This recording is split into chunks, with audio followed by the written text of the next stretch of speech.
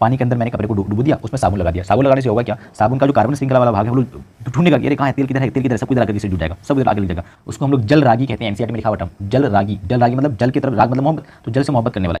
NCERT जो carbon तथा उसके यौगिक है उसमें लास्ट टॉपिक है साबुन और अपमार्जक। साबुन को इंग्लिश में सोप कहते हैं और अपमार्जक को डिटर्जेंट्स कहते हैं।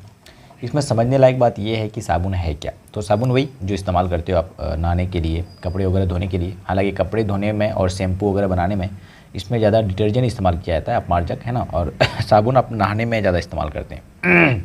रीजन में समझाता हूँ। और साबुन से कैसे कपड़े की सफाई होती है वो हम लोग ज़्यादा समझने की कोशिश करते हैं, है ना। तो यहाँ पर जो साबुन तो नहाने धोने वाली बात हो गई, आराम से सिंपल भाषा में आप वो भी लिख करके आ सकते हो सब्जेक्टिव क्वेश्चन में। तो और ऑब्जेक्टिव के पॉइंट ऑफ व्यू से देखें तो क्वेश्चन ये आ सकता है कि साबुन की प्रकृति कैसी होती है। मतलब साबुन देखो जो पदार्थ है वो चाहे तो अम्ल होता है या क्षार होता है, या तीसरा क्या हो सकता है, लवण, सॉल्ट। तो एसिड बेस्ड या सॉल्ट, एसिड बेस्ड या सॉल्ट। तो साबुन जो इन तीनों में से लवण होता है, साबुन क्या है, लवण, सॉल्ट, नमक है साबुन, ठीक है, लवण है। किसका भाई, कार्बोक्जिलिक एसिड होगा इसमें। और जो आयन पार्ट होगा, आयनिक पार्ट, वो होगा सोडियम या पोटेशियम। सोडियम या पोटेशियम आयनिक भाग होगा। क्या मतलब इन सब बातों का सर, तो मैं आपको समझा रहा हूँ। देखो ये साबुन का नॉर्मल स्ट्रक्चर है। साबुन में क्या होता है, ये कार्बोक्जिलिक एसिड ग्रुप दिख रहा है आपको। कार्बोक्जिलिक एसिड ग्रुप में से आपको मैंने कार्बोक्जिलिक एसिड ग्रुप लिखने के लिए ऐसे सिखाया है, अगर नहीं भी आता तो देख लो। कार्बन डबल बॉन्ड ऑक्सीजन, एक ऑक्सीजन यहाँ फ्री है, उसके साथ हाइड्रोजन है। और इधर मैंने ये क्या दिखाया, इधर मैंने कार्बन का नंबर दिखाने की कोशिश करी है। जनरली कार्बन 17 हो सकता है, 18 हो सकता है, कार्बन की बहुत ज़्यादा संख्या होती है, ठीक है। तो ये सारा कार्बन को मैंने ऐसे दिखाया और पहले बताया भी था, जहाँ जहाँ टर्निंग होती है वहाँ हम लोग क्या काउंट करते हैं, कार्बन काउंट करते हैं, ठीक है। अब सुनो जरा, ये हाइड्रोजन हट करके यहाँ पे सोडियम आयन या पोटेशियम आयन आता है। जैसे हाइड्रोजन हटेगा तो H+ फॉर्म के रूप में हटेगा, क्योंकि कार्बोक्जिलिक एसिड है, एसिड तो H+ के रूप में छोड़ता है हाइड्रोजन को। तो इसमें क्या आ जाएगा, माइनस आ जाएगा।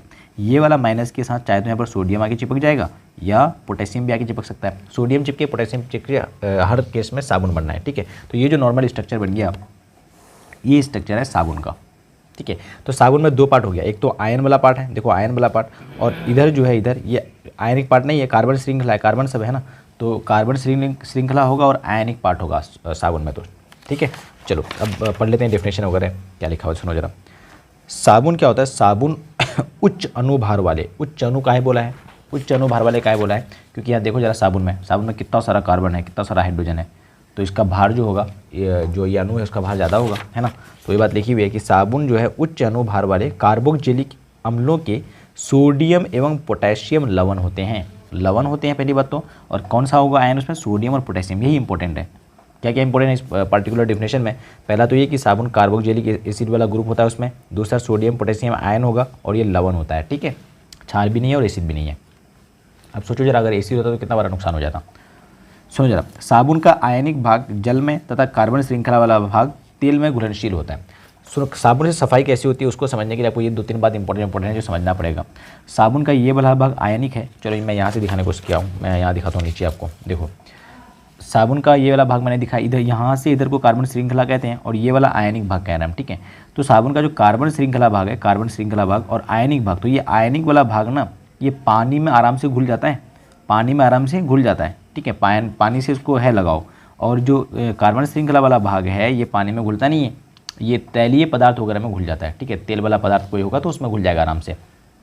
तो देखो कोई भी पदार्थ जो पानी में आराम से घुल जाए या पानी की तरफ खींचा चले आए उसको हम लोग जल रागी कहते हैं। एनसीईआरटी में लिखा हुआ टर्म जल रागी। जल रागी मतलब जल की तरफ, राग मतलब मोहब्बत, तो जल से मोहब्बत करने वाला, इसको इंग्लिश में हाइड्रोफिलिक कहा जाता है। और जो जल विरागी होता है, जो जल से इतना अट्रैक्टेड नहीं रखता है, जल की तरफ नहीं खींचाता है, उसको जल विरागी कहते हैं। जल से मोहब्बत नहीं है उसको, इसको इंग्लिश में हाइड्रोफोबिक कहते हैं, ठीक है। तो सुनो जरा, जल रागी कौन सा पार्ट होगा, आयनिक पार्ट, और जो उसका कार्बन श्रृंखला वाला पार्ट है वो होता है जल विरागी। अब इसी बात को ध्यान में रखते हुए साबुन से कैसे सफाई होती है वो वाली बात हम लोग समझने वाले हैं।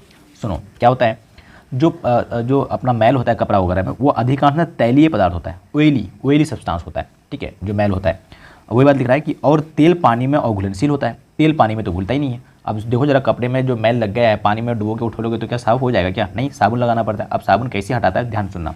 इसलिए पानी से साफ करने पर कपड़े आदि की सफाई पूरी तरह नहीं हो पाती है। पानी से कपड़े को साफ करो, साफ नहीं हो पाएगा, क्यों, क्योंकि तेल जो है वो पानी में घुलता ही नहीं है, तो घुल करके उसको निकाल ही नहीं पाता है। जब साबुन से साफ़ किया जाता है तो पूर्ण रूप से सफाई हो जाती है, क्योंकि साबुन का एक भाग तो पानी में घुल जाता है और पर दूसरा भाग तैलीय भाग में घुल कर उसे बाहर निकालने में मदद करता है। सुनो, पानी का जो ये वाला भाग है ये है जल रागी, यानी जल में आराम से घुल जाएगा, हाइड्रोफिलिक कहते हैं।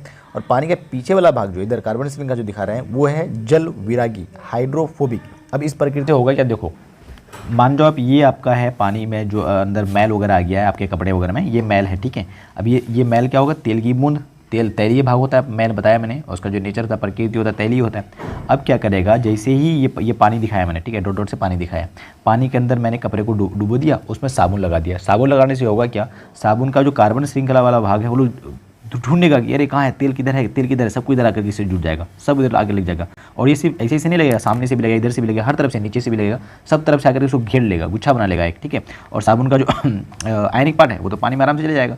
तो ये वाला पार्ट जो है, जो जल विरागी पार्ट था, वो तेल को खोज लिया, तेल को आराम से सब मिलकर के गुच्छा बना लिया। और ये जो गुच्छा स्ट्रक्चर बनेगा, इसी स्ट्रक्चर को मिसेल कहा जाता है। ये जो गुच्छा वाला स्ट्रक्चर बनेगा जो 3 डायमेंशनल होगा, मतलब चारों दिशाओं में होगा फैला हुआ, इधर भी होगा, दाएं बाएं आगे पीछे सब तरफ होगा, एक फुटबॉल की तरह संरचना बन जाएगा, उसको मिसेल कहते हैं। और जब कपड़ा को ऐसे हम घुमाते हैं या जोर से खींचते हैं तो वो मिसेल आराम से अलग हो जाता है और वो फिर कपड़ा साफ हो जाता है, ऐसा समझ। तो ये यही जाकर के चिपक लेता है, साबुन का जो कार्बन श्रृंखला वाला भाग होता है वो तेल को जाकर मुलाकात करता है और उसको वहाँ से खींच करके बाहर लाने का काम करता है। इस तरह इस कपड़े की सफाई हो जाती है। आगे आपको समझ, ठीक है। आगे देखो मिसेल का डेफिनेशन लिखा, तो मिसेल मैंने आपको समझा दिया क्या होता है। एक बार डेफिनेशन वगैरह आप यहाँ से पढ़ सकते हो, क्या लिखा हुआ है, आराम से स्क्रीनशॉट ले लो, ठीक है, पढ़ सकते हो आप। फिर मैंने लिखा कि जिसे मिसेल कहा जाता है, मिसेल क्या कैसे कहते हैं मैंने आपको बता दिया, ठीक है। अब चलते हैं अपमार्जक की तरफ। तो साबुन की तरह ही होता है, पर इसमें क्या होता है, कार्बोक्जिलिक अम्ल इसमें भी होता है श्रृंखला, ठीक है, कार्बोक्जिलिक अम्ल का श्रृंखला इसमें भी होगा। पर यहाँ पर लवण जो होगा वो होगा अमोनियम एवं सल्फोनेट, अमोनियम एवं सल्फोनेट लवण होगा। वहाँ पर क्या था, सोडियम और पोटेशियम आयन था, सोडियम और पोटेशियम आयन वाला पार्ट था। पर यहाँ जो आयन है, कौन सा पार्ट है भाई, अमोनियम और सल्फोनेट वाला भाग जो है वो आयनिक भाग जो है वो अमोनियम और सल्फोनेट है, ठीक है। तो ये इतना सा फर्क याद रखना। कठोर जल में साबुन की जगह अपमार्जक का प्रयोग उचित है। कठोर जल दो तरह का होता है, कठोर और सॉफ्ट वाटर भी कहते हैं, और एक जो हार्ड वाटर होता है। तो जो कठोर वाटर होता है उसमें क्या होता है, साबुन की जगह आपको अपमार्जक इस्तेमाल करना चाहिए। क्यों ऐसा, क्योंकि अपमार्जक के यौगिकों के आवेशित शिरा वही आयनिक पार्ट कठोर जल में उपस्थित कैल्शियम और मैग्नीशियम आयनों के साथ अघुलनशील पदार्थ नहीं बनाते हैं। जब आप साबुन को घोलोगे ना, ये थोड़ा समझना मुश्किल हो जा सकता है आपके लिए, एनसीईआरटी में सारी बातें बहुत डिटेल में खोल करके दिया हुआ, तो आप जाकर के पढ़ सकते हो, क्योंकि वहाँ डिटेल में लिखा, मैंने शॉर्ट में लिखने की कोशिश करी है, तो हो सकता है थोड़ा सा समझने में मुश्किल हो आपके लिए, है ना।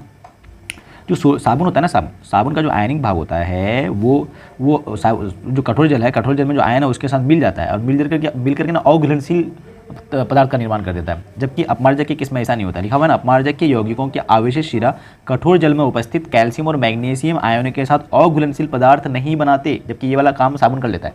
साबुन को जैसे ही आप मिलाओगे कठोर जल में, तो कठोर जल में क्या है, कैल्शियम और मैग्नीशियम आयन, तो इसका जो साबुन का जो आयनिक भाग है वहाँ से हट जाएगा और ये कैल्शियम और मैग्नीशियम आगे जुड़ जाएगा और वो अघुलनशील पदार्थ बन जाता है। इसलिए हम लोग नहाते हैं तो कई बार देखो हमारे बदन में चिकनाहट जैसा महसूस होता है ना, तो वो पानी एक्चुअली कठोर है, तो वो तरीके से वहाँ पर वो जो पदार्थ बना है वो अघुलनशील बन गया, इसलिए हमें चिकनाइट की महसूस होती है और हमें ज़्यादा पानी बहाना पड़ता है साफ करने के लिए, ठीक है। तो आई होप थोड़ा मैं आपको साबुन और डिटर्जेंट के बारे में समझा पाया हूँगा। एग्जाम में क्वेश्चन कई बार ऐसा आता है, ये तो ऑब्जेक्टिव के पॉइंट ऑफ व्यू से हो गया कवर अपना, पर एग्जाम में जो आता है क्वेश्चन वो कई बार आता है साबुन और अपमार्जक में अंतर लिखिए, तो मैं अगली वीडियो में बता दूंगा एक छोटी सी वीडियो बना करके, ओके।